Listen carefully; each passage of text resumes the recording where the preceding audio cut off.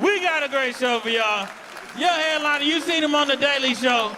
You seen him all over YouTube. I need a lot of energy. Put your hands together, put your hands together, put your hands together, put your hands together. Give it up for Josh Johnson!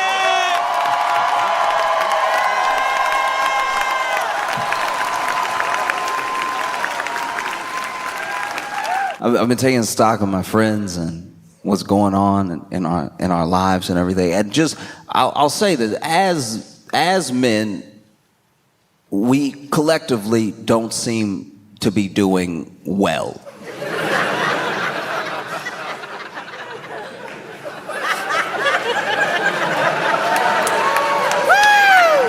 Like, things are rough in lots of different areas, lots of categories. In the jeopardy of men, we are in jeopardy. Near every facet of life feels like more confusing, more difficult to navigate in a way that feels like you are definitely doing the right thing. I do believe that lots of people are doing their best, truly. I just also think that... Okay, as an example, I can't read a map. You give me even if you gave me a map of this building and pointed to where I was right now and told me to get to a specific bathroom, I'm probably gonna end up outside. Like, I cannot seem to read a map. As much as I try, I end up turning it.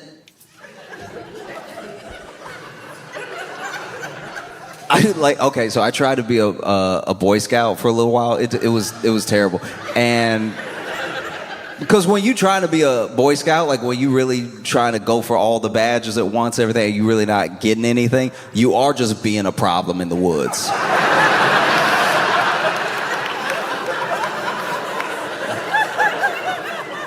And one of the things was like I could not work a compass because I was like it's supposed to go in every time, right? And they were like, no, it's supposed to show you where north is by how it's positioned, but it doesn't have to point north every time. I'm like, oh, okay, because it's dangling. And they were like, well, did you let a magnet touch it or something? I was like, I don't see what that should have to do with anything. Like,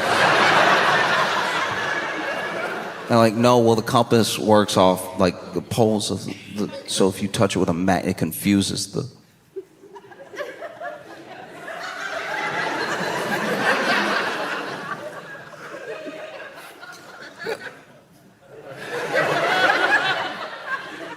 So you got a piece of paper telling me where I am and where I need to get. And then you gave me a cup of metal that points anywhere it wants to. And somehow I'm the one that doesn't know what he's doing. Why are we even in the woods right now? We live inside. Have you ever thought of that? Try as I might, I could not read a map. Even if you lay the thing out, where I needed to go, where I was now, and the way to get there, it's like in practice. I couldn't close that gap in my mind because I knew that the map is a suggestion. It's a good one, but the map doesn't have to do all these steps. Even the compass is a tool, but if it's spinning, we might as well be Pirates of the Caribbean or something. Like, that doesn't... This thing doesn't help me at all. I don't know where it's pointing, and it won't be still. I'm being still, it won't be still. How does that work? Is north moving? Is north on its own journey?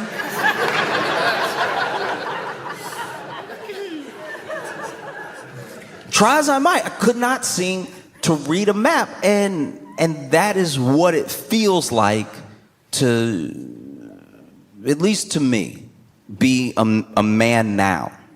There's a map, and the map is laid out with lots of good suggestions, and you even get tools along the way to make sure that you get to where you want to be, which is being a successful man, being a good man, being, a respected man. But then in actual practice, walking that road, you're like, look, the paper says. But when I look around, it's tough. It is, especially with love. Like in regards to like love, attraction, seeking someone out and meeting someone you like, trying to take it to another level. It can be difficult because if you are, I won't even say good, if you are at least a regular man,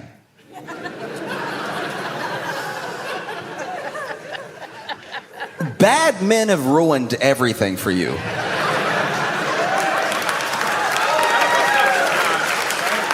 And I'm not talking about but I'm a good guy. I'm talking about if you are just a regular tax-paying citizen who doesn't do any crimes and is generally nice to people, maybe a wave. Not even talking about a good, outstanding man. If you're just a regular guy, bad men have ruined everything for you already before you got there, right? It's like they showed up in the room right before you and farted.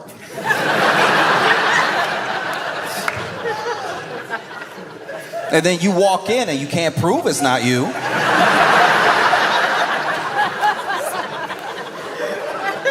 But you know it's not you.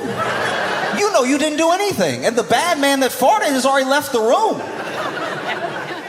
We're all living in his wake.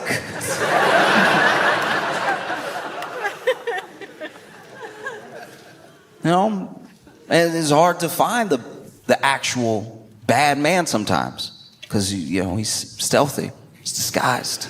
You know what I mean? You'd have to follow him around all day. You'd have to follow him every waking minute just to have the proof that he's a bad man.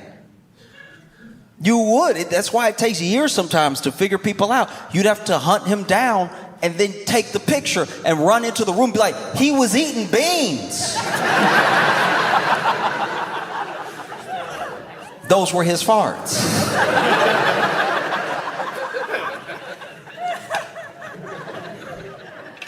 You just have guys that maybe don't have someone to tell them how to go about life. Like that, whether you call it a father figure or just like friends in general that can be that sort of guiding light of here's how you handle each situation, especially when it comes to dating. Like who you pick to be with is a huge part of your life because it's gonna be most of your life picking people,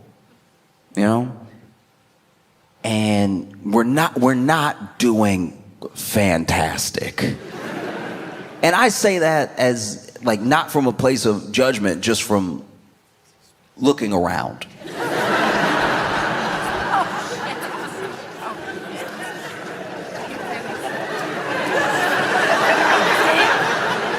It's pretty apparent. You look at the internet is fueled with so much anger, so much hate. A lot of it is resentment for what people don't have or don't feel like they can get, and it leads people to not take care of themselves. One of the most attractive things you can do is take care of yourself. Just let the water.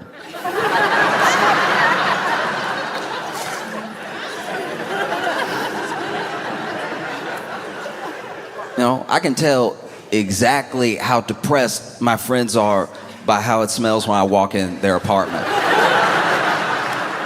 Do you know what I mean? Like every once in a while you get a little whiff here and there, and it's like, you just came back from a game of pickup basketball. It's gonna be like that in here. And then sometimes you visit a buddy and you're like, ooh,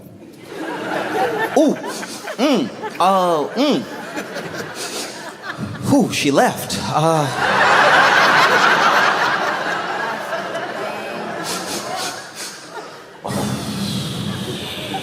Yep, she's gone. No. Like, I have friends who, obviously, friends that are trying to date everybody across the spectrum. But one thing that I have found as a point of frustration is when people don't listen to me about things that feel, they feel pretty apparent. You can take my advice, you cannot take my advice. It doesn't actually affect me. I just want people to be happy, right? And so a good example is like when your friend says he's got a date and that she's coming over and you're like, here.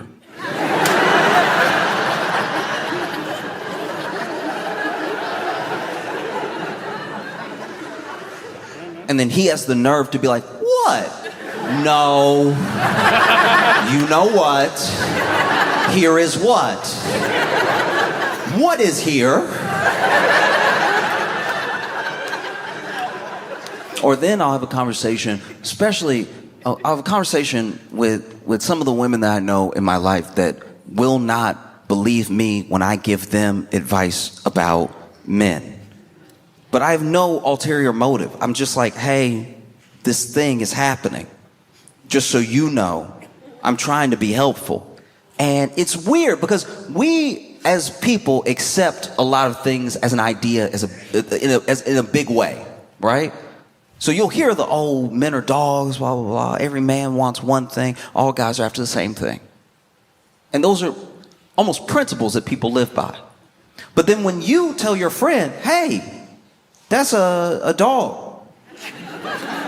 And then she's like, no, not Mark. He's so sweet. It's like, what are you doing? We just established that and there's a level of frustration that comes with that when it would be like if someone came to you, right? Like a dog owner came to you and they were like, I don't know why my dog is doing this thing. And then you told them because you're someone who has trained dogs, been around dogs a lot. So you're like, this is why your dog is doing it. Oh, you also in this scenario happen to be a dog. So then you're a dog that's trained dogs and been around dogs all your life, telling someone because you are a talking dog, you can speak, telling them why this dog is doing that thing. And then they're like, no. That doesn't sound right. But it is.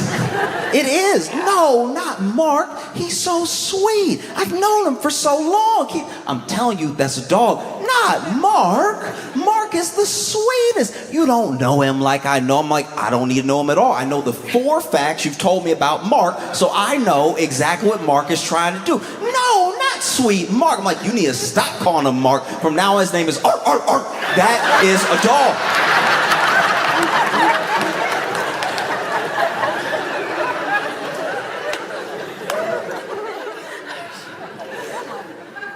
You wouldn't believe the conversations I've had trying to be helpful. You know what I mean? Like, especially in like high school, like college. You try to help your friends and everything.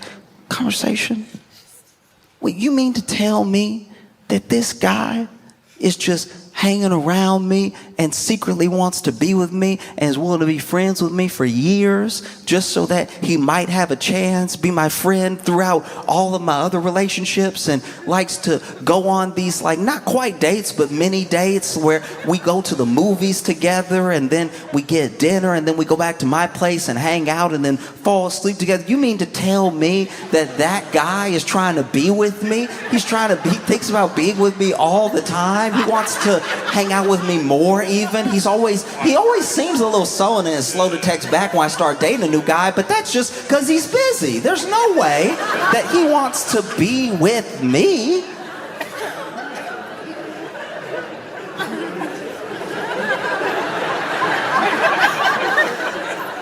And then I have to be like, what do you think I'm doing?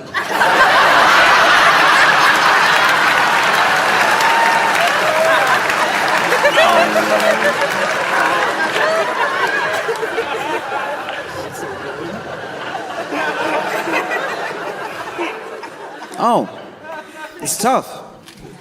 And one of the things that makes it tough for like boys, but especially young men, is that there isn't a sort of roadmap, and I don't expect there to be, because like human connection is so nuanced, and what people mean to each other is going to be different by a different degree for every person. But I think that in like popular culture and as a general narrative, we have started to just straight up vilify a man's attraction in general.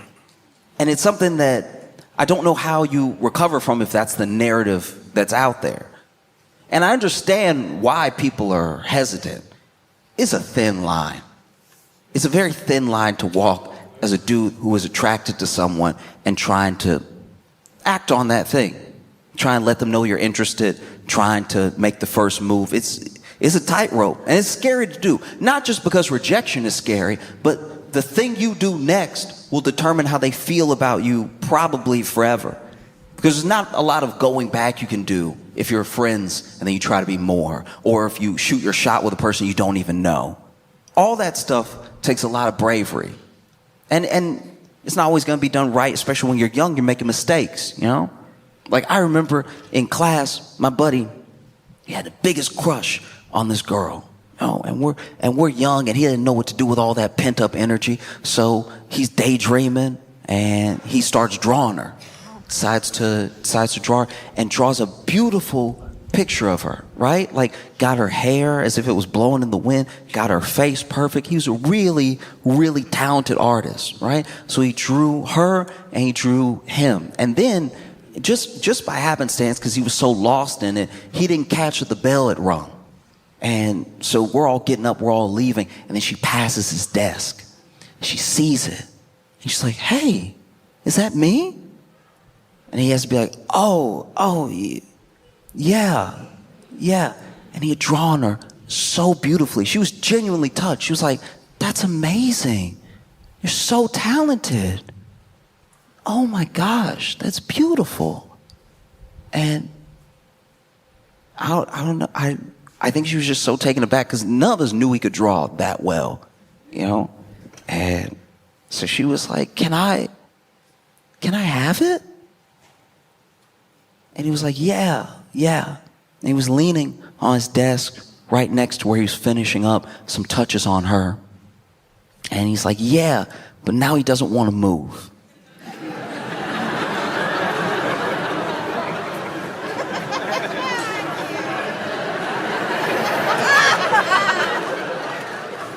Because he also drew him next to her. And he drew a version of him that is unrecognizable. He drew a version of him with abs. Y'all, we're 13. He drew a version of him with abs, with boulder shoulders, like truly looking like an anime character, just jacked, top to bottom, knuckles jacked, everything. Had the big old muscle behind the ear, everything. Hair flowing too, hair almost as good as hers. But you know, people are walking out and he already said that she could have it. And so she's like, "Can I have it?" And he's like, "Oh, yeah." Leans up a little bit, and so she finally sees the other side and she's like, "Oh."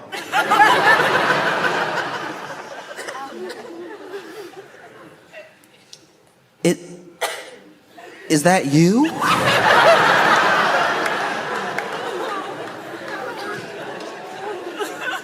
And my man sat there and was like, nah, like that's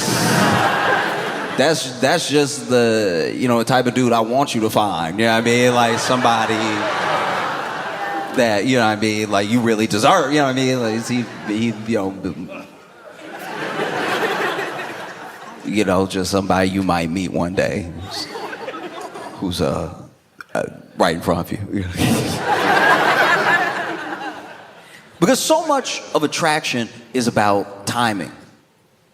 We don't give timing enough credit. there's all this stuff like if one guy does one thing and another guy does the same thing, and the woman goes for one of the guys, it's because he's more attractive and the other guy's creepy, or we've seen this sort of narrative play out over and over again. But what we don't talk about in those situations is the timing. When did this person say this thing? When did this person say this thing? When did this person do this thing? When did the other person do it? So much of attraction is about timing.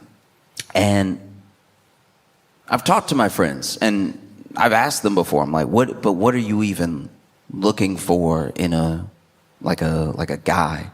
And I'm like, I just want like an honest guy. And I was like, I'm gonna stop you right there.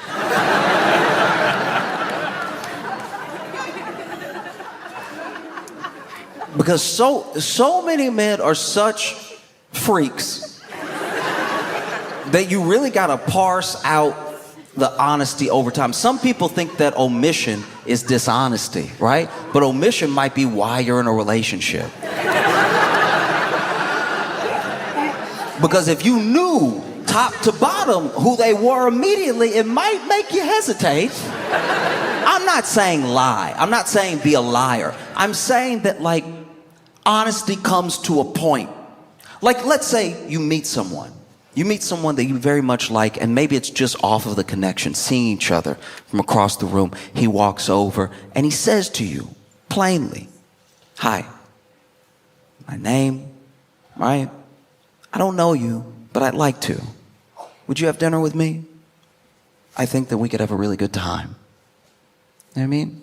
You see that thing alone. I feel like that's almost perfect. That's like out of a movie, right? But an honest man, a truly honest man, walks up to you. Honest from the bottom of his heart. Doesn't know how to lie. It doesn't come naturally to him. An honest man walks up to you and says, Hi, I just noticed you, and I know I don't know you, but I'd like to. And I'd love to take you out sometime, if that's okay. And I'll suck your toes if you let me. Do you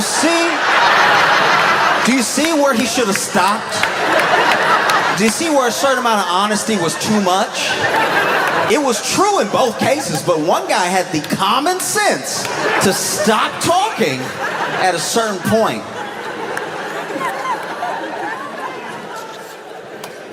Honesty is important. Honesty is very important. But I also think if you're being honest with a person and you're being self-aware at the same time, there are things that you omit on the front end until you get to know them. Some people think omission is lying, but I think omission timed well is like the appropriate time to tell someone something. You start dating a guy, maybe it's going really well. Maybe it's a week, 2 weeks in, slept over a few times. You wake up, you roll over, he's like waking up as well, and he's like, "Hey, you want breakfast? I make some mean pancakes." Perfect. Wake up next to an honest man.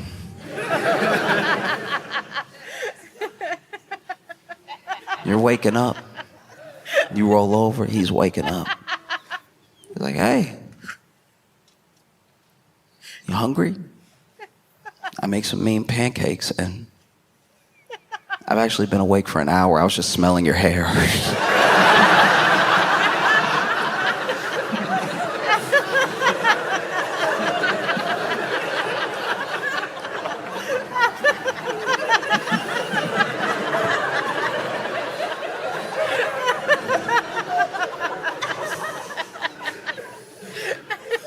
Been dating somebody for a little bit. You're texting, "Oh, how you doing? Oh, I'm good. How are you? I'm good. Miss you too.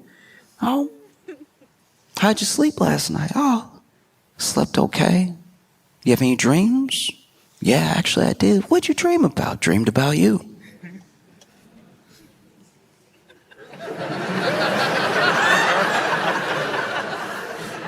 Good place to stop. Fantastic place to stop. This is where you stop. Hey, how you doing? Oh, I'm good. How are you? Oh, I'm good. Just, waking up. Oh, you have any dreams? Yeah, dreams. What did you dream about? Oh, I dreamed about you.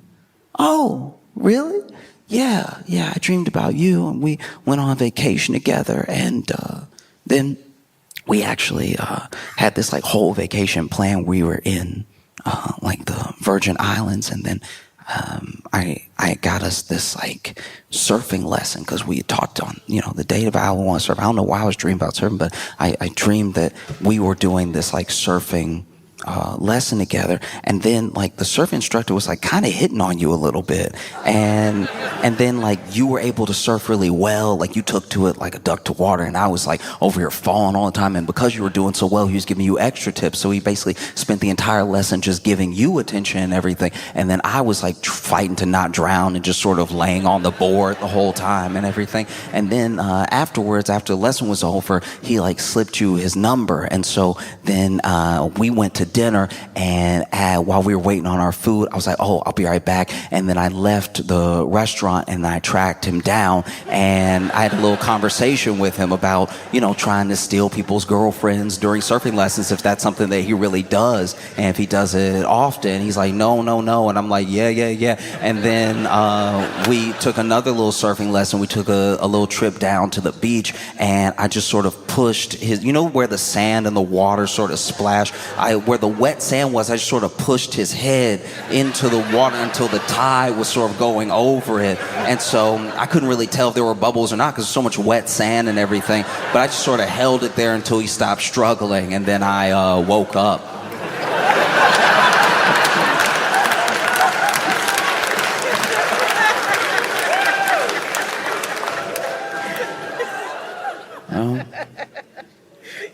I think it's important to be honest. I do. I just think it's important to be self-aware, too. I'm not saying be a liar. I'm just saying, like, check yourself. Check in with yourself. Know who you are. You know what I mean? Know what that's going to sound like, depending on the timing. Timing is everything. It's so important. When I was in high school, my boy, he finally asked this girl out that he had a crush on for a couple years, right? Finally just went for it. Something about summer just made him a new man.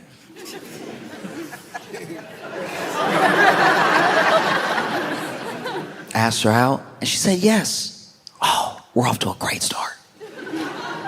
Asked her out, asked her to a movie. Asked her to a movie, and she said she wanted to see Spider-Man. Okay, great choice. Phenomenal date.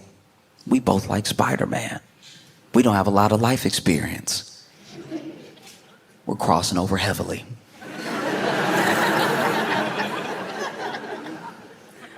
So he said he'd take her to see Spider-Man. Take her to the movies to see Spider-Man. That was their date.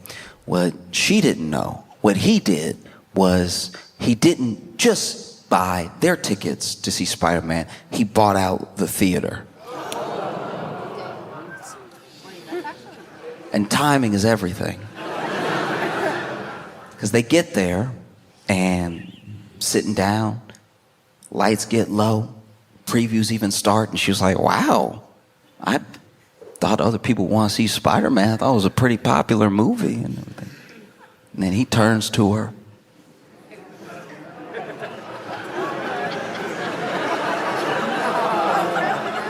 With a biblical lack of self-awareness.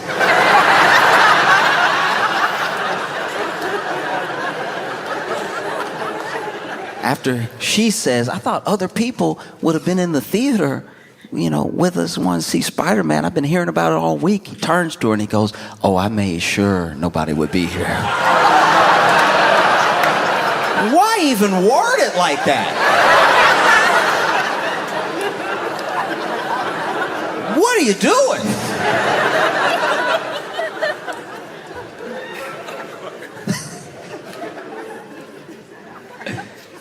He said that as soon as he said it, he saw the look on her face.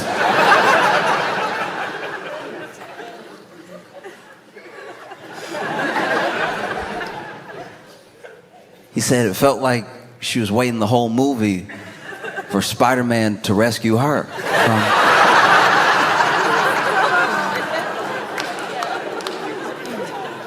And that's why timing is so important. Because depending on when you do something like that, depends on how it comes off. This is a first date. Do you know what I mean? Even there are some people who would find that sort of gesture romantic if you said, oh, I'll take you to see Spider-Man. And I'll make sure we get our own private theater. Ooh, okay. That's different. But saying I'm going to take you to see Spider-Man and not telling her no one else will be there, even as you sit down, they have the popcorn, the drinks, everything.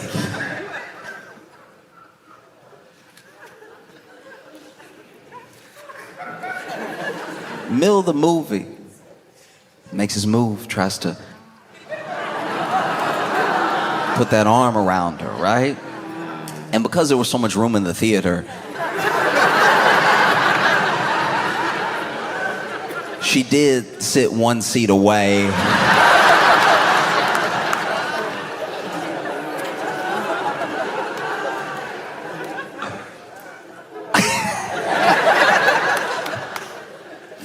Because once he said it, I don't think, he just couldn't save it.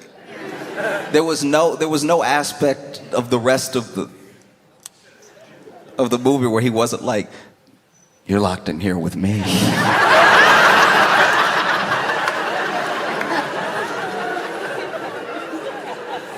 He said he had to keep turning to her the whole movie when stuff would happen, be like, crazy. It's wild, right? You know.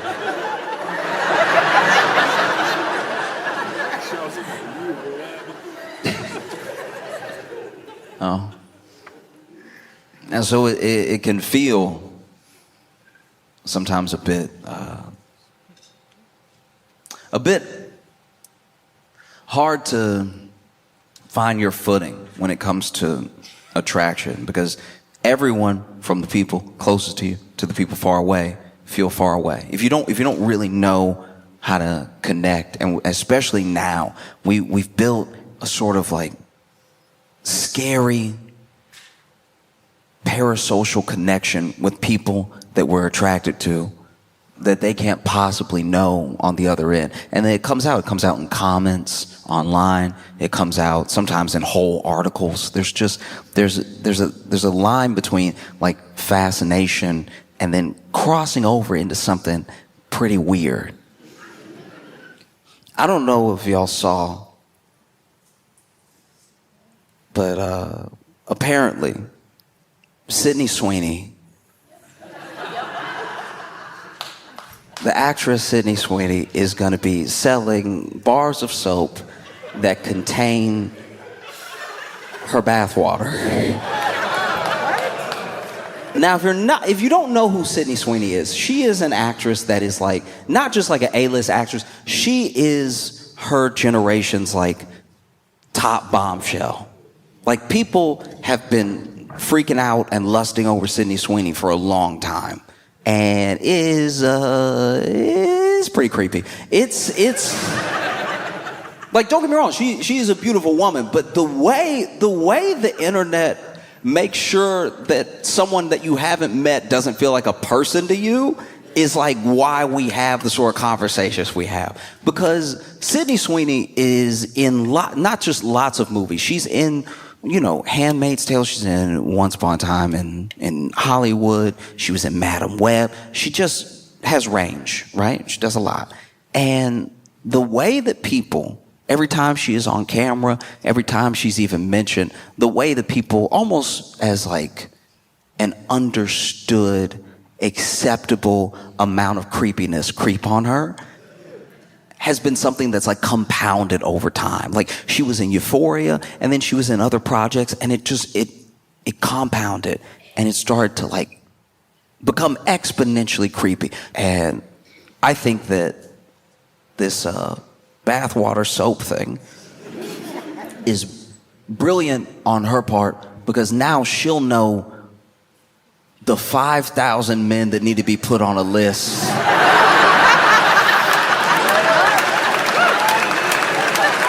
Like, trust me when I tell you, if you buy Sydney Sweeney's bathwater soap, you will never meet Sydney Sweeney. That's gonna be her hit list right there. It's insane. It's truly wild. 5,000 bars. It's gonna go in a second. It's not even out yet. Doesn't come out till later. Just the anticipation is like going viral. And I don't know. We might be in a very bad place we can't recover from. 5,000 bars. I'm assuming they're only gonna let one person have each bar. Just get as many people on the registry as possible.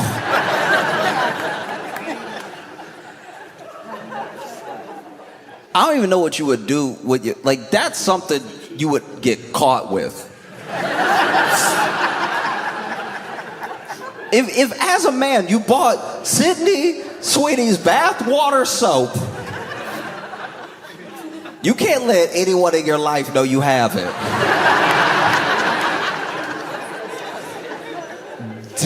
That's everyone gonna look at you different.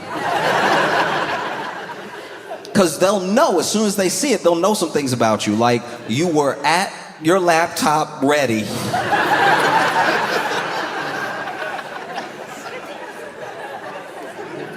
I suppose 5,000 men who are in a rough place are going to be buying this bathwater soap, which doesn't even make logical sense. It's dirty soap.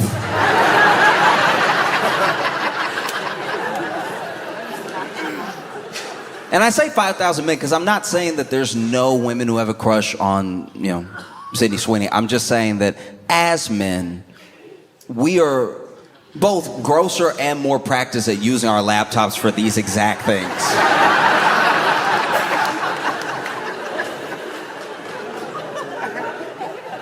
I'll tell you something that I don't even honestly, if I'm being 100% with you, I don't even know if I can word this correctly so you understand what I'm saying.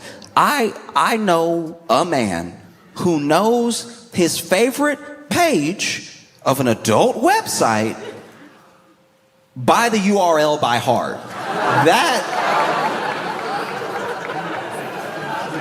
That is absolutely insane. Do you know how down bad thirsty you have to be to remember http // baddiesonrollerskates.com semicolon bracket B12 %. Parentheses 2.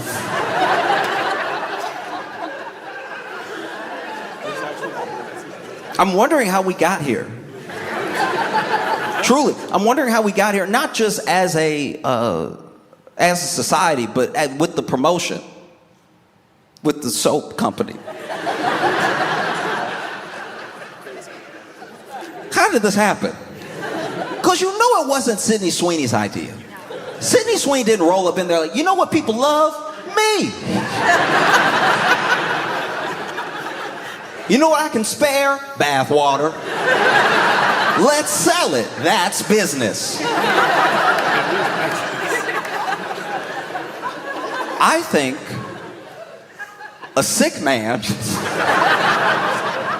a definitely sweating man with an unfortunate voice said to Sydney Sweeney and me, look.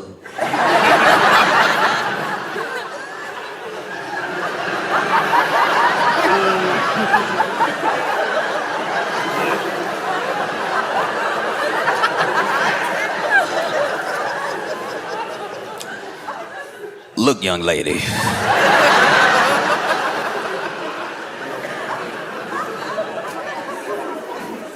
I believe, and this is just Jebediah Jones talking, all right?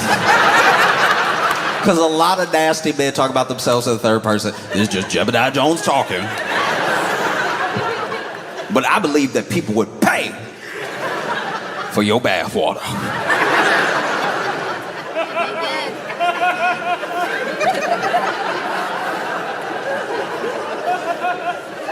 We make soap. You bathe. Let's make some money.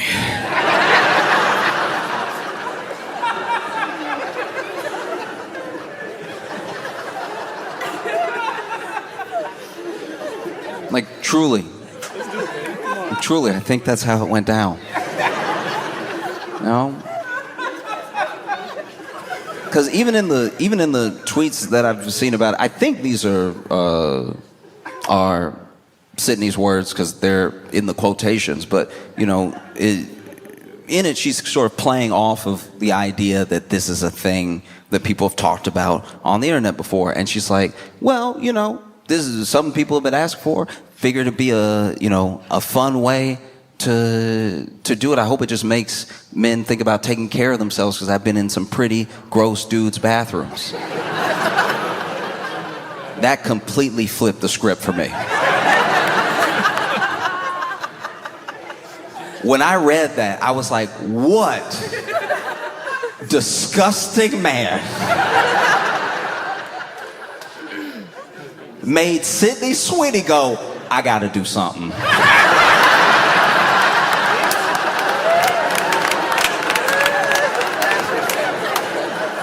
Sydney Sweeney is in your bathroom just looking around like, oh.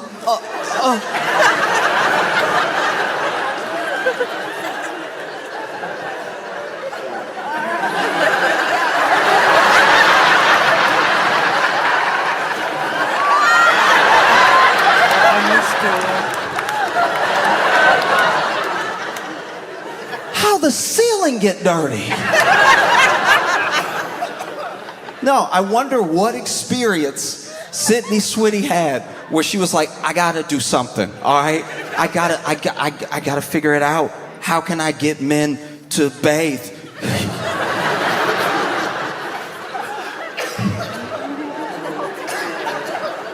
I'll do anything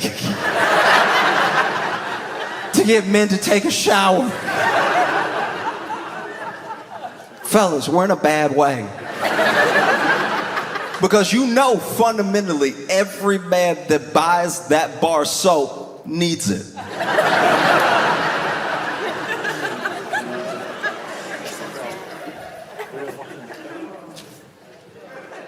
This is rough. This is really rough. Because even with that general idea, right? When you hear that as a man and you tell other men, guys, Sydney Sweeney put her bath water in soap to get you to buy soap. Because she just wants you to take care of yourself.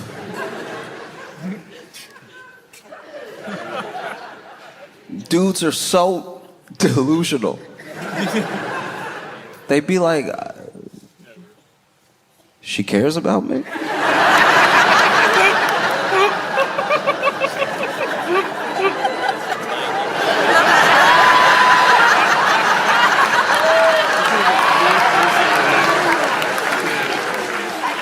Wow.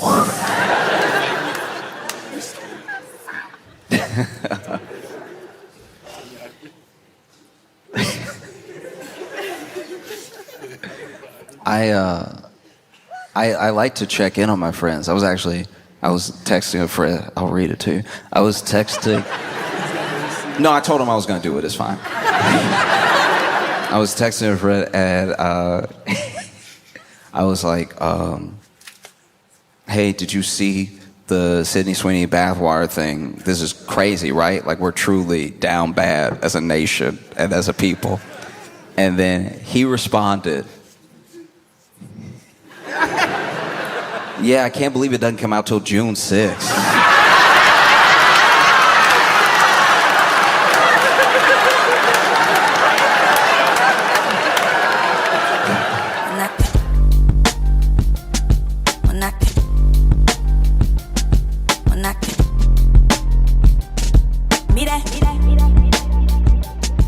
when I can. Please make it loud for Josh Johnson!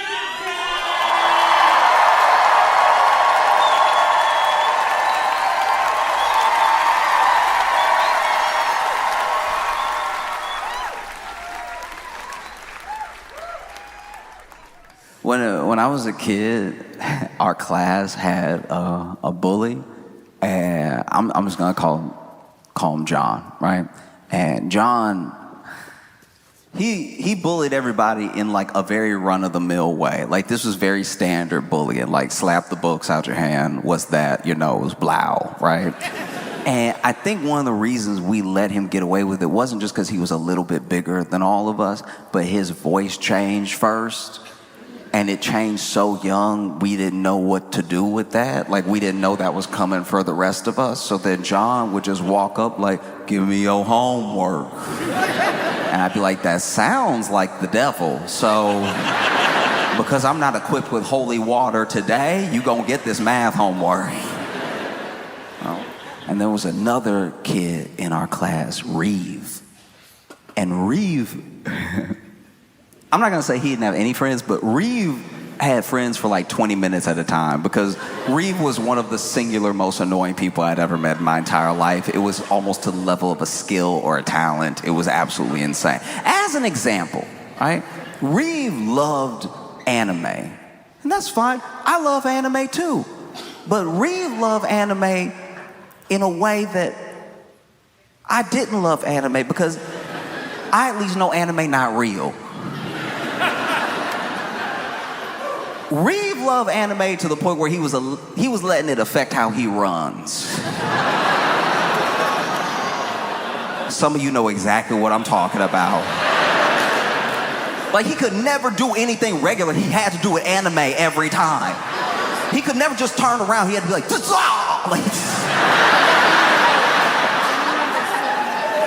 you ask Reeve a question, he doesn't know the answer. He can't just think about it. He has to go, It's like...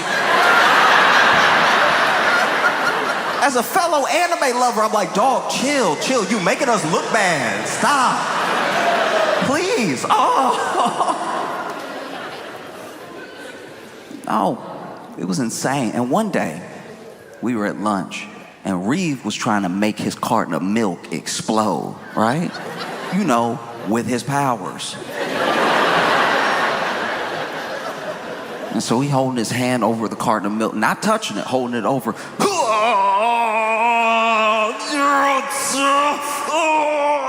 Nothing happening because it's not real.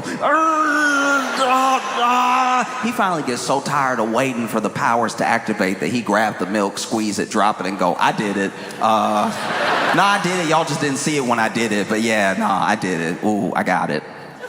Now, when he picked it up and he crushed it, milk went everywhere. And a lot of milk just spurted out and landed all over John.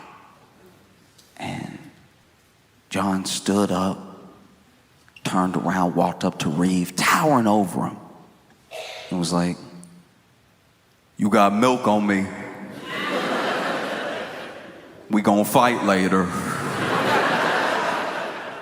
And never before in my young life had I been so excited for violence. Because as word spread, people were taking sides. They were like, no, John gonna kill Reeve. And we're like, no, Reeve weird. I bet you he gonna scratch him to death. Like he has that X factor. We might be able to get rid of both of them at the same time.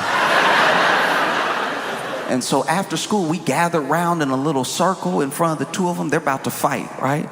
And John is like lumbering back and forth. And we knew John was strong, but he also, he moved slow. And he was moving slow pre-fight. He was just stalking back and forth like Mike Tyson in the early 90s, just like ready to do something terrible, right? And then on the other side of this imagined ring, Reeve is using his pre-fight time to power up.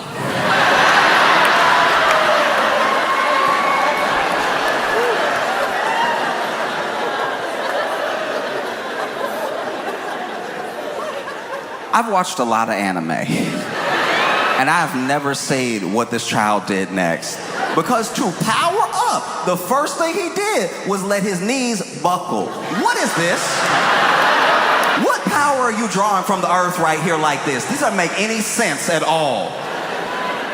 He over here, knees buckle, arms out. This is not how you power up in any anime. This is how you fall down the stairs if you a slinky, all right? And this boy here, like this, doing the power up yell. Oh!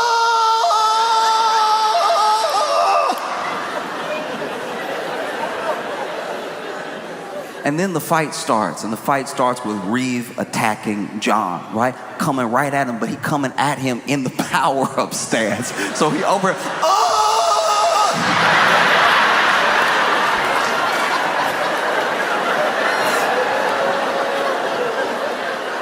And admittedly, John didn't know what to do. He really was like, oh!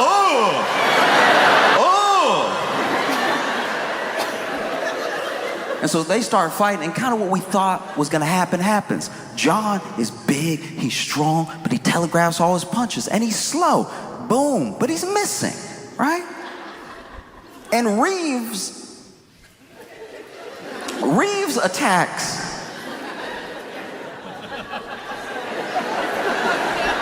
Reeves' attacks have a lot of energy to them. That's not really going anywhere. Like, instead of punching, he over here, yeah!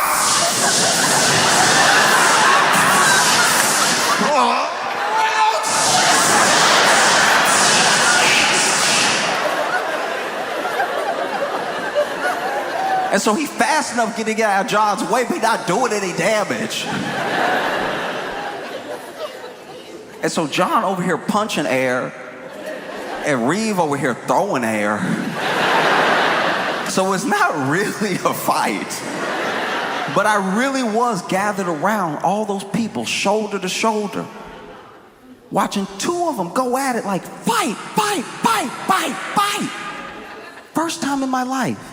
Fight, fight, fight, fight. So when I think about Elon and Trump, right? It's like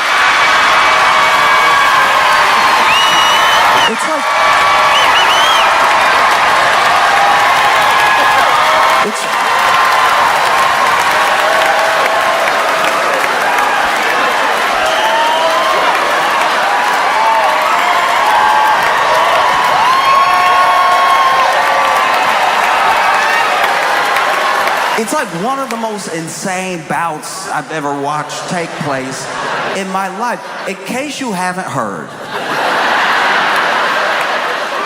Elon and Trump are fighting. And it's like Christmas came early and twice.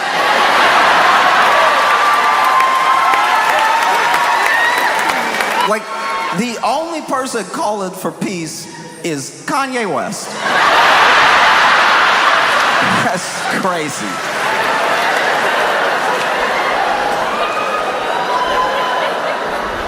It's crazy. And we knew that this thing was bound to happen, you know? Because you have to think of who Elon is as a person and who Trump is as a person, right? And it's wild because one, richest man in the world, one, most powerful man in the world and everything, but they had a shaky alliance from the start because I don't think we gave Trump in the moment enough credit for how nice he was being to Elon.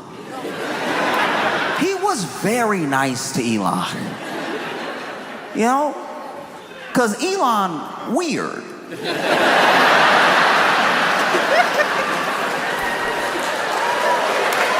Wait.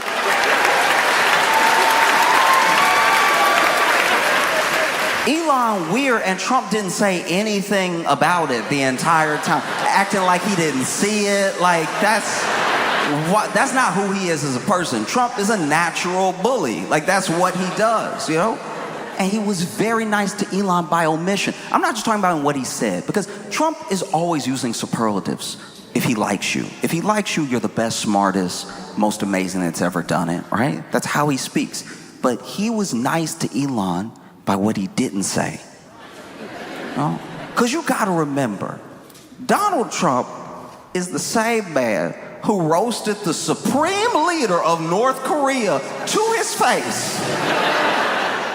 I don't know if y'all remember, it was like 2018 or something, and Kim Jong-un and him met up to have dinner and like talks and stuff like that, and there was a photographer there taking pictures of both of them before they sat down for the dinner, and Trump turned to the photographer and was like, "You making us all look nice and handsome and thin?"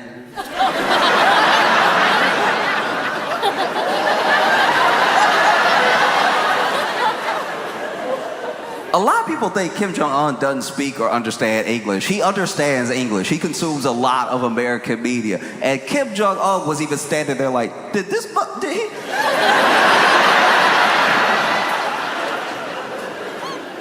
He know I kill people, right? Like,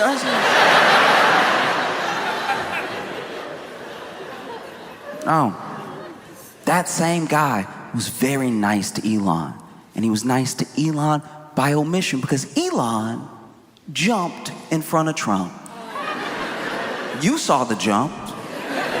The world saw the jumps. Trump invited Elon on stage, and Elon walked on stage like,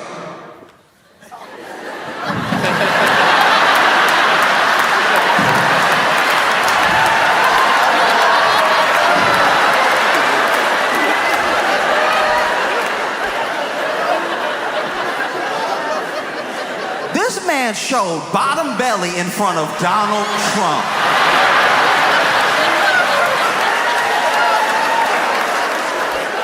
This grown man showed full belly button, broad daylight in front of Donald Trump, and Trump said nothing. Acting like he didn't see it. Just let that dude start talking right after. That was wild. You know, Elon jumped because he was excited. And he was excited because what was about to happen had never happened before. Never before, right?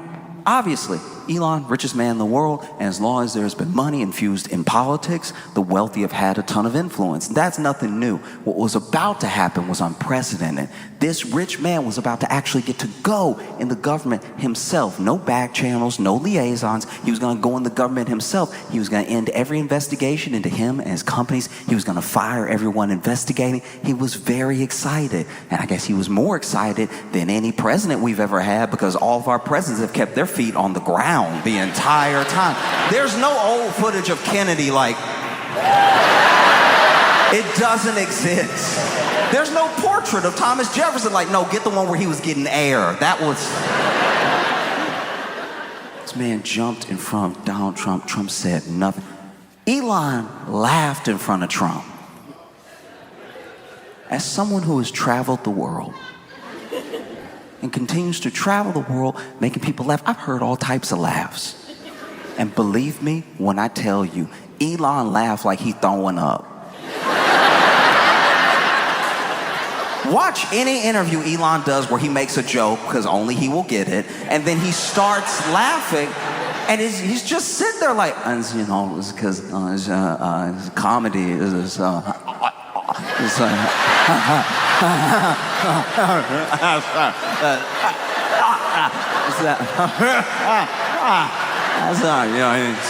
it's funny with jokes.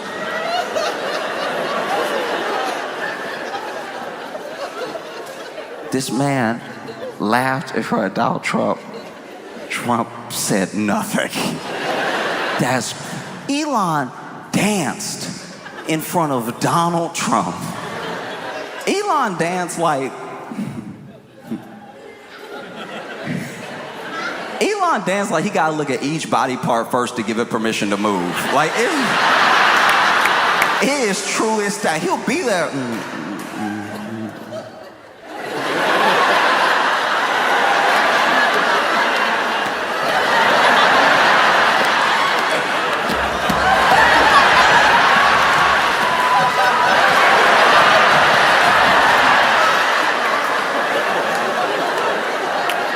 In front of Donald Trump.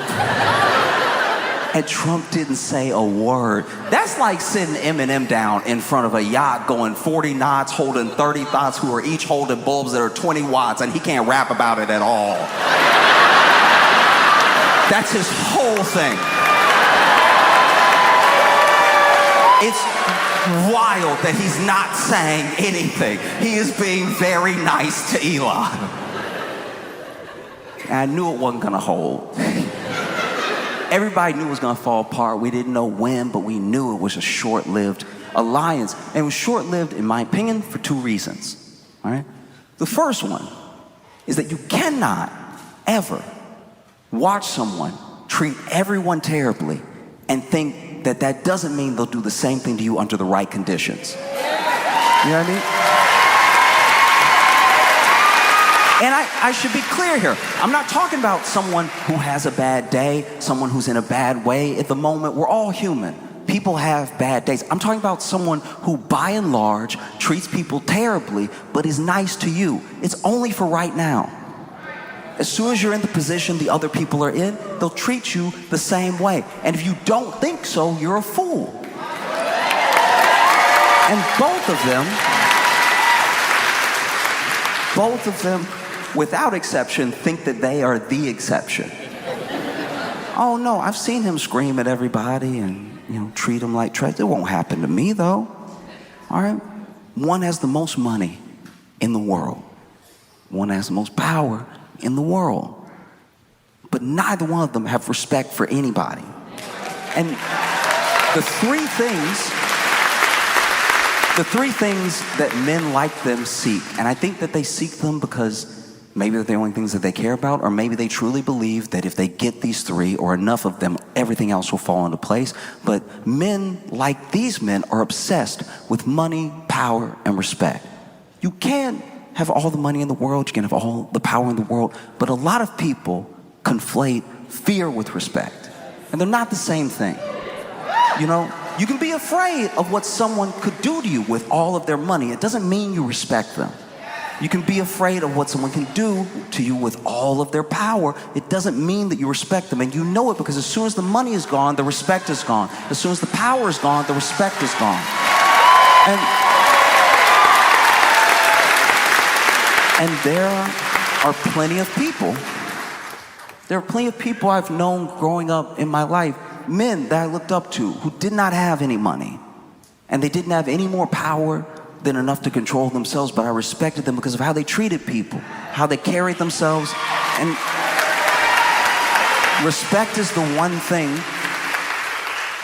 one of many, that can't be bought and it can't be forced. And neither one of them really get that. And they don't respect anyone. So eventually this was gonna come to a head. And I knew it was starting because Elon truly believes, he's even said so, that he bought Trump that election. He spent $250 to $280 million in the election. He believes, look, you lost the last one, you won this one. I'm the difference. I'm the deciding factor. I got you that election. And you're not going to convince a man like Donald Trump that you got him anything. He's like, that's my base. Those are my voters. They like me. They don't like you. You didn't get me anything. I'll gladly take your money, but you didn't get me the election. I got it myself. That was always going to be a sticking point. And so then Elon took that belief and he took it to a local race in Wisconsin.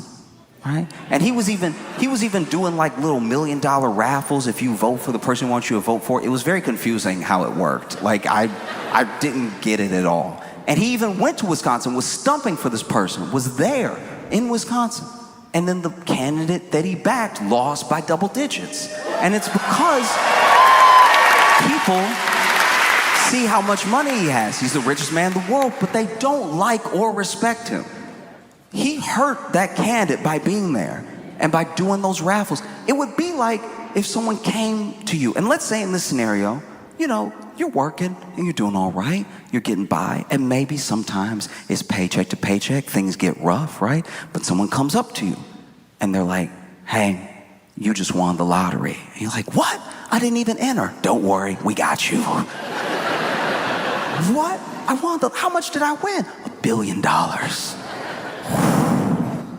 Going from paycheck to paycheck to $1 billion. That's That's crazy. And you're like, there's got to be a catch. I didn't enter any lottery. What do I have to do? And they're like, that's simple. You just have to hang out with Elon for the rest of your life. And at least based on what those people did in Wisconsin, they were like, you know what? Actually, my job at McDonald's is perfect. I really like being customer facing. I like the rapport I have with my coworkers. Just keep that money and him away from me, please. Because he could not buy the race, because as much money, don't get me wrong, $1 million, ton of money. That's a ton of money. And people have done way worse for less, but at a certain point, people reach their breaking point. And they're like, no, I have enough respect for myself, I have enough respect for my community, for my state, to not just vote this way, just for some money from a guy who I know is a bad actor, you know? And once that happened, I knew it was probably up for Elon. Because he lost that race. He hurt that candidate by going there. And if there's one thing Donald Trump hates, is a loser. And you could see some of the shine wearing off of Elon. Because initially, when the administration started, they protected Elon heavy. Anybody said anything about him, anybody did anything, they were on it like that immediately. But then Elon started getting on people's nerves. You know, initially, when they won, somebody would ask a question, they'd shut it down to the media. Elon is a patriot. He's helping clear this government of waste, fraud, and abuse. You leave Elon alone. And then people started to rebel against Elon specifically through Tesla. Tesla's stock started plummeting. People stopped buying Teslas. And then people started vandalizing Teslas. They started blowing up Teslas. And then Pam Bondi came on the news and was like, if you vandalize a Tesla, we will find you. We will prosecute you. They were helping Elon a lot. Trump even turned the front of the White House into like a dealership for a day. And he had Elon there, right? They were doing their best to help Elon. But then, as you saw the months go by, they started mentioning him less. You started seeing them together less. You could tell this thing was waning.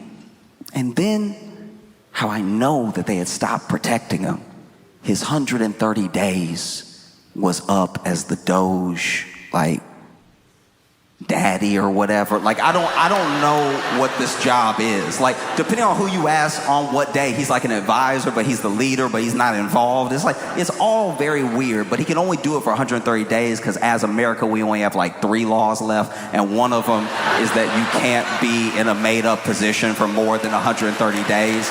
And so it was like time. And so it was time for him to go, right? And it being time for him to go, he asked Trump if he could stay. And Trump was like,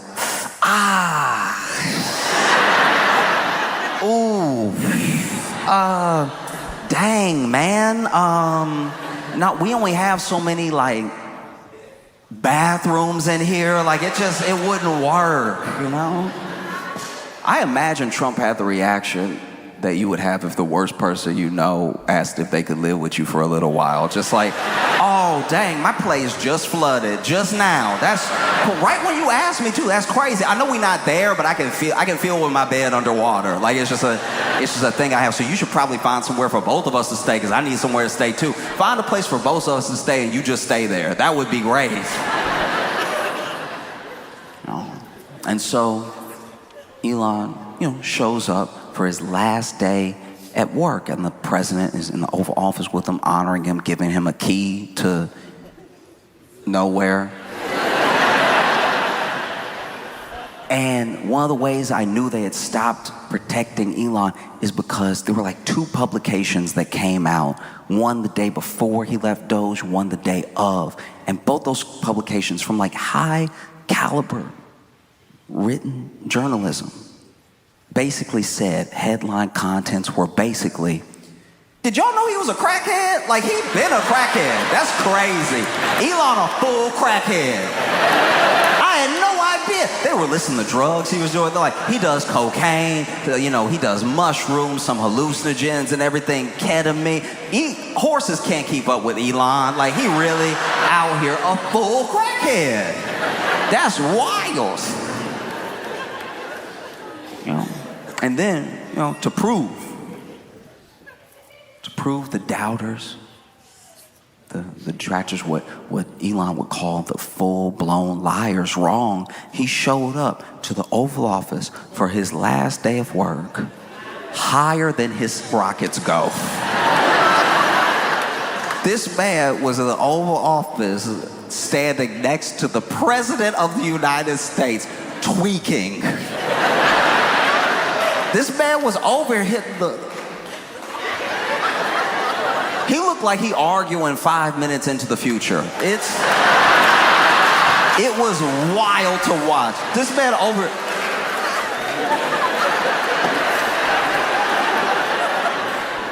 could not stop moving. At one point, the only, like, you have to watch the video, but like the only way I could describe it is he felt like a slow Michael Jackson, right? Like just, he was just over here like,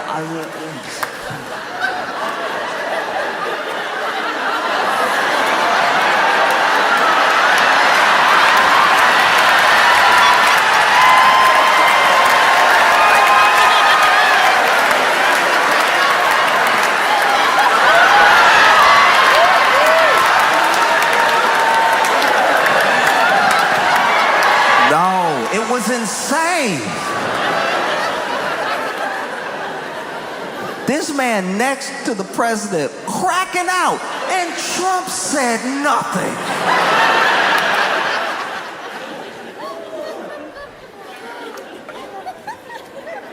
And then he left, you know. He left, and I'll admit to you right now, I thought it was like a PR stunt. I really did. I thought that he was leaving, and then he'd just keep running Doge in the background, and this would take some of the heat off of him. Now you wouldn't think of him so directly. People wouldn't attack his businesses so hard, because in the time that he entered politics to present, he's lost somewhere around like $100 billion or something like that. And it's all like a valuation thing. It goes up and down, but you could see that at least the boards of the businesses that he was on are genuinely worried, even if he doesn't care. So I thought he was gonna leave politics for a little while, keep working in the shadows. Maybe the stock would go up a little bit, but nothing would really change. And it turns out that was not the case. He had really been getting on people's nerves. Like hard. And you saw it with Trump. They used to always, be talking about Elon, mention him, to not mentioning him at all. And then the people that Elon had to deal with, it wasn't really Trump as much as the actual cabinet, and they couldn't stand that dude. They hated that dude so much. And so he's really out. And you hear reports, now this stuff is all hearsay, I don't know if any of it is true, but apparently he was having shouting matches with Marco Rubio all the time. All of these cabinet people that Trump got in, Elon has had a spat with most of them, right? Scott Bessent, apparently him and Elon almost got in an actual fight. Scott Bessent doesn't look like he can fight. If you...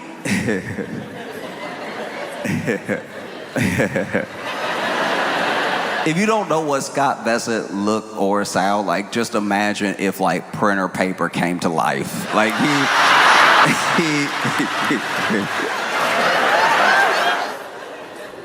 and Elon was truly out. He was out, and one thing really stuck out to me. It was the fact that Elon and Trump share a sort of lived experience where they're not used to hearing no and it's sticking. No is usually an inconvenience to a yes for them. They usually get their way. And so for Elon to be told no, and then he was actually sidelined, and then things that he wanted to happen weren't happening. He wanted some dude that he recommended to be the head of NASA. Trump said no. And then there were things that Elon didn't like because he felt like apparently they were undercutting all his work, like Trump's big, beautiful bill it's named the Big Beautiful Bill because imagination. And Elon has hated that thing, I guess, for a while. Just the idea of it. It's almost universally despised. Democrats obviously hate it. And Republicans also hate it, but for different reasons. They don't care that it's like gutting, programs and whole agencies and that we're all gonna die. They don't like it because it raises the deficit anywhere from $3 to $5 trillion, right? And so it takes about 4 or 5 days. And then Elon tweets. He's like, I can't stand it anymore. I cannot stand it anymore. This bill is a disgusting abomination. And everybody in the House that voted for it, you did wrong, right? And Trump said nothing. I was like, did he find God or something? Like what is happening? This is not the dude we know. He attacks those who attack him. And he's finally asked about it. He's asked about it in a press conference, and they tell him exactly what Elon said. He's like, I'm really disappointed with Elon. He knew the bill. He knew it better than some of the people that voted on it. He knew this bill, and he knew it was going to be cutting, his electric vehicle credits like that. Maybe that's what he's upset about. I have no idea. But in case you don't remember, I was very nice to him. That dude showed up with a black eye. I didn't say anything. Because he did. Elon showed up for his last day of work, high and with a black eye that Trump just fully let go. He didn't point at it, didn't motion to it, nothing. Was very chill about the black eye. And then, in the Oval Office, these are some of, not all, but some of the top journalists in America. Obviously, they have questions for Elon of what his plans are. Now that he's leaving Doge, he's going to spend all his time on his companies. They have plans to ask Trump questions about what he's going to do with Doge now that Elon is gone. What's the future of it, right? But these top journalists, the first question that I at least saw them ask was, what's wrong with your eye? Like that's... Nobody gonna say nothing? Like his eye.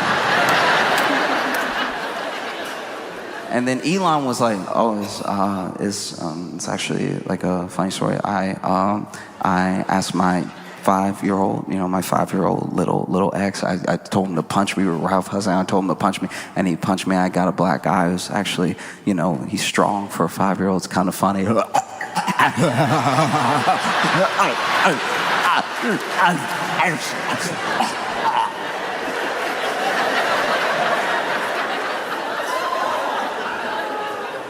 Elon said he had a black eye because his 5-year-old punched him. That's a crackhead story if I ever heard one. That is a full crackhead lie.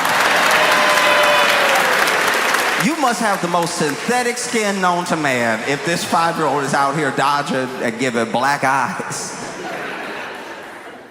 Oh. And so Trump was like, look, maybe we'll go on to have a great relationship. Maybe we won't, because that's the thing. People come in here with us, they like being here, and then when it's time to go, they either embrace it or they lose their minds.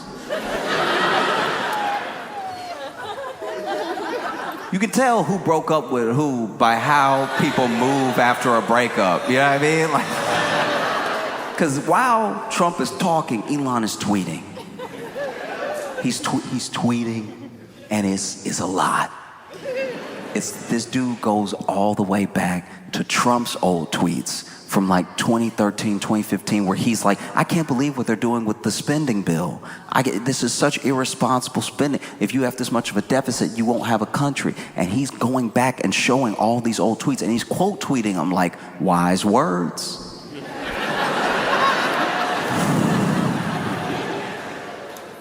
Once again, you can tell who broke up with who, because for you to scroll back to 2013, you hurt. You are mad. You know how much his thumbs must be exhausted. 2013 tweets. Trump was tweeting 272 times a day, and he made it all the way back to 2013, which means he read them all. He hurt. So he hitting them with the 2013 "this you" text, like that's crazy. That was insane. And he keeps tweeting.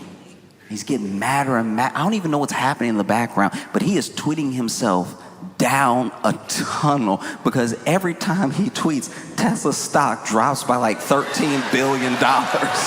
It's just going down and down and down and down. And he's tweeting up a storm, right? He even tweets out, he's like, you wouldn't have won without me. Okay, if it hadn't been for me, Republicans wouldn't have won the House. The Dems would be in the House. The Dems would have the White House, and you'd have a slim majority in the Senate. You ungrateful. Keeps tweeting, keeps tweeting, keeps tweeting, getting more and more upset. I don't know what's happening in the background, but this man is getting more and more pissed off. He even tweets, every single one of you Republican senators who votes for this bill will be voted out next term, all right? I will put money behind it, okay? He over here, honestly, Elon over here talking like he one of the people or something. Like, I was like, what is happening right now? What do you mean, we, dog? Like, make me uncomfortable.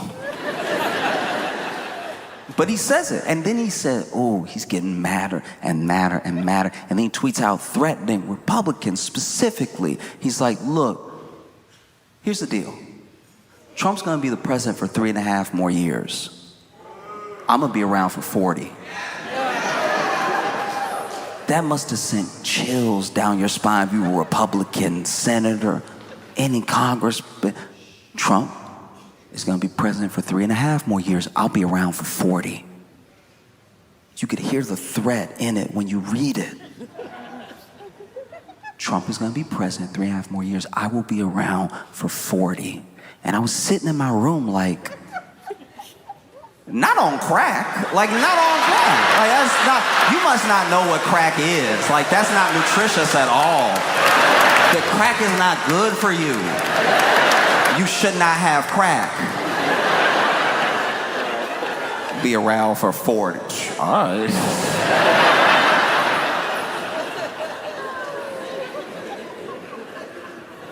Oh, it's insane. And then Trump finally tweets. He's had enough. And you can tell he's had enough because we know the type of man Trump is. We know the type of figure he is, the type of president he is. He's had enough of this, and he's been holding back. He's been very nice to Elon. I'm sure in his head he was like, I've been very, very nice to this dude. Elon acts and moves like he snuck into a body.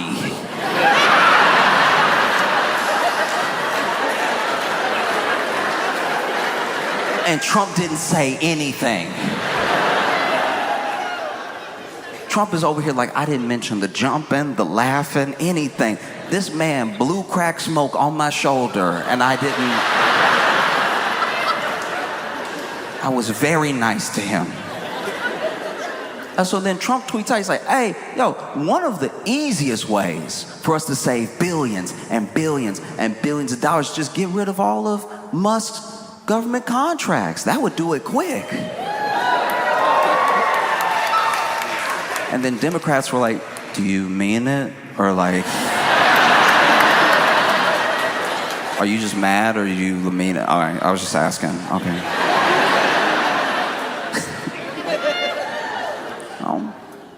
And then Elon tweets, Elon tweets this clip that is him and Trump in front of a Tesla in front of the White House, and the quote for the tweet just says, remember when?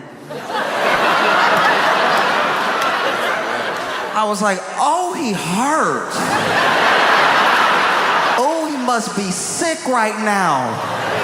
I've been broken up with most of my life, but I've never hit somebody with a remember when. So crazy. Remember when? And then Musk tweets again. He's like, hey, since Trump wants to threaten my government contracts, how about SpaceX just goes ahead and disassembles Dragon whatever ship right now? And that would be all well and good, except there are 4 astronauts in the International Space Station right now that are probably floating like, what did we do? Like, that's I'm not in this at all.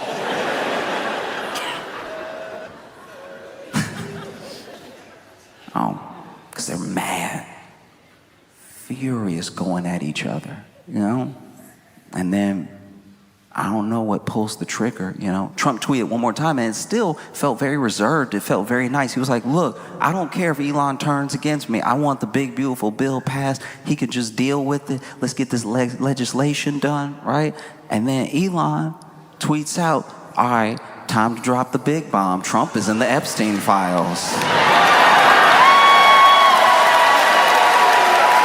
That's why they haven't come out yet. Have a nice day, DJT.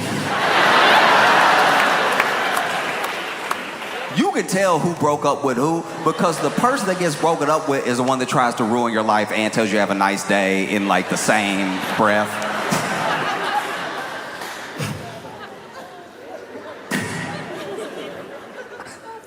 Oh, that's crazy. That's gonna be a hard one to dig yourself out of, because Epstein is like the burying ground. It is the conspiracy 101, right? So many people had podcasts, had hours of content going over Epstein, talking about who might be involved, who's in the Epstein files, who's in the Epstein log, his little black book, all that stuff, going over and over and over it, getting people really feverish over it. And then some of those same people, because of who they are and because who they're connected to, they get in office. They get into government office through Trump, right? That was a mistake, because even the hardcore conspiracy theorists knew. When Elon tweeted that out, Trump is in the Epstein files. That's why they haven't come out yet. Almost right underneath is Alex Jones saying, God help us all.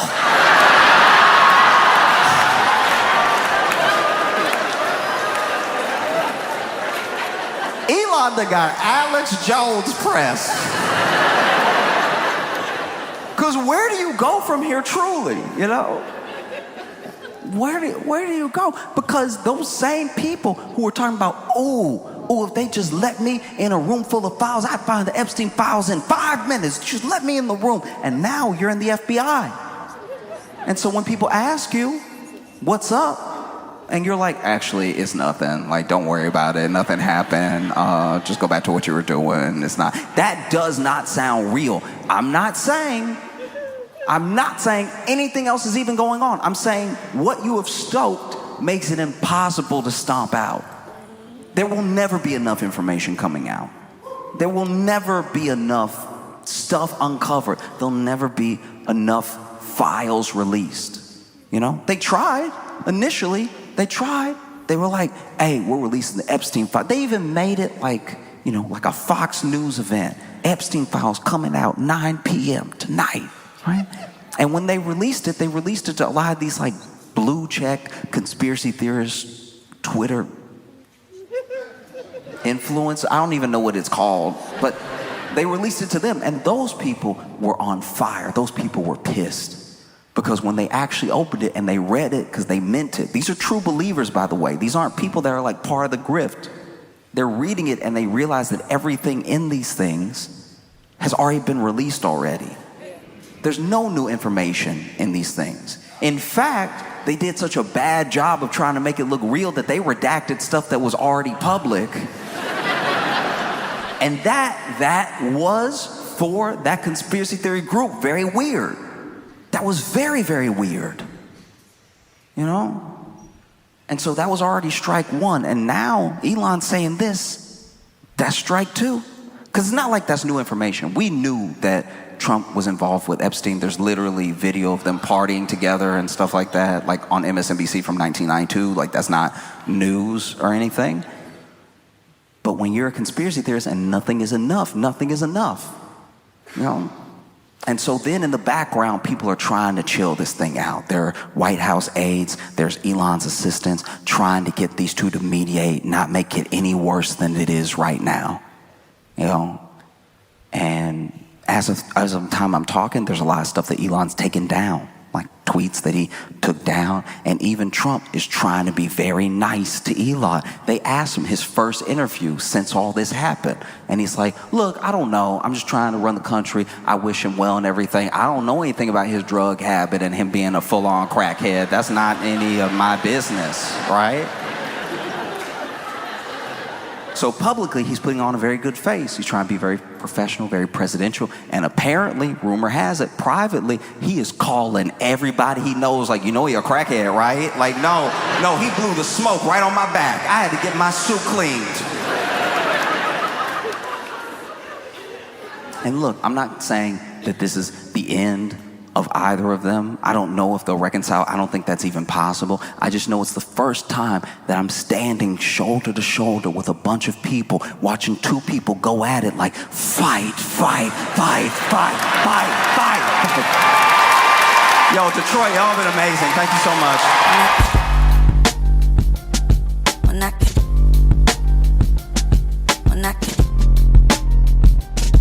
Mira.